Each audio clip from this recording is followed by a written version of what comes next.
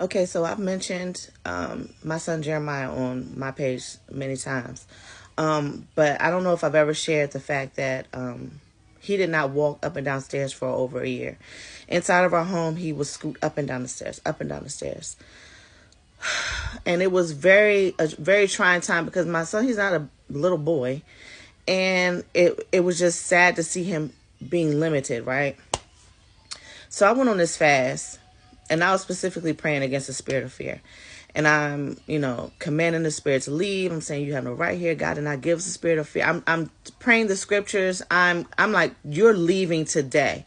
And actually that day, exactly, a couple hours after I had, finished my prayer time, Jeremiah came and took my hand and he walked down the stairs. Now, y'all know I lost it. This boy had not walked downstairs for over a year. But what I found interesting that he knew he could walk down the stairs on his own. He knew his body could hold him up. He wasn't going to fall, but he still scoots up and down the stairs. Unless I'm there and I'm encouraging him, Jeremiah, you can do this now. You don't have to do this anymore. You're strong. You're capable. And giving him all the words that he needs, and he'll walk up and down. But if I'm not there, he's scooting.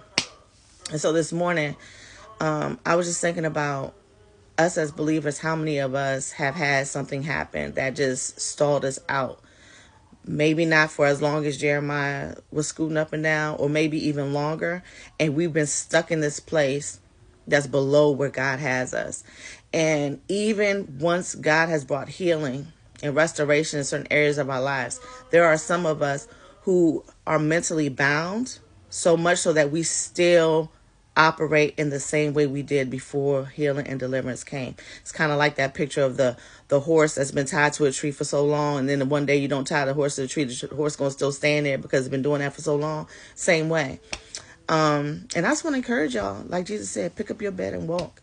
And I'm not saying it's easy to change your mindset, to have a new way of thinking, but that's what the word of God is for. Like in the story I said, Jeremiah will walk up and down those stairs if I'm telling him, if I'm there and I'm encouraging him. That's the same thing that the word of God does for us, because his words are healing. His words bring deliverance. His words bring freedom. The Spirit of God will encourage you, will push you and drive you forward in doing new things past the point of where you've been comfortable.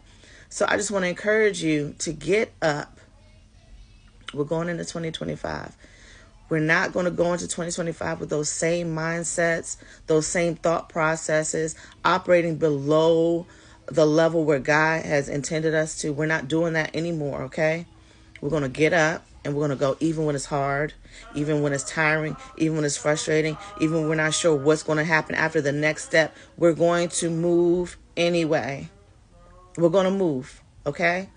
So, I was just thinking about that this morning, and I hope it encourages you. Get up and walk.